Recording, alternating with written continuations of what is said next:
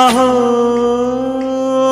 ఒక మనసుకు నేడే పుట్టిన రోజు, అహో తన పల్లవి పాడే చల్లని రోజు. ఇదే ఇదే